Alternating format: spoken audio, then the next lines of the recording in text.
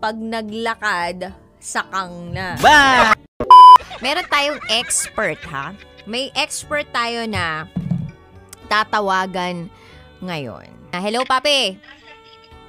Nasa BTEX ako ngayon. Anong meron? Papi, naka-live tayo, ah. Kaya nga ako tumawag kasi kailangan ko ng expert opinion mo. Okay. Okay, kasi ganito.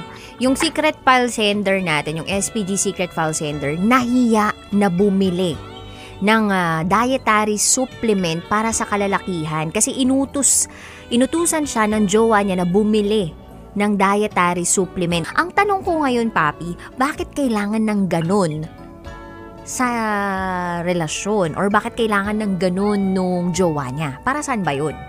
Wala akong idea kung ano yan Hindi ginagamit siya sa pakikipag-chuk-chak chenes tulo ang dugets. What? So, ito yung pampatibay daw o yung parang pampatagal?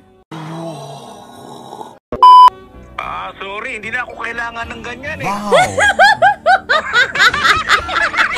Ano ba yan? Pampatigas ba yan? Pampatagal? Oo, yun daw yung gamit eh. Yun yung chismis na yun yung gamit Pero para saan talaga yung mga ganun? At bakit kailangan ng lalaki yun?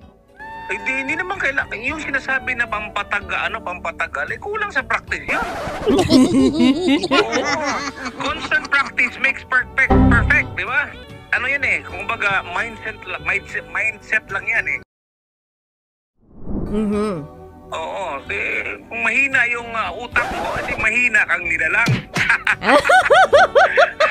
Pero kaya nangangailangan ng ganyan siguro kasi sa tingin ko dahil na rin sa edad siguro. Dahil sa edad. So, normally nasa anong edad yung mga gumagamit kaya nito? 50 na siguro, mga 55 siguro above, ganon. Pero ikaw, Papi, minsan ba napabili ka na ng ganyan sa isang convenience store or drugstore? Hindi na kailangan ako ng ganyan eh. Wow! Exercise lang yan, araw-araw sa konting practice.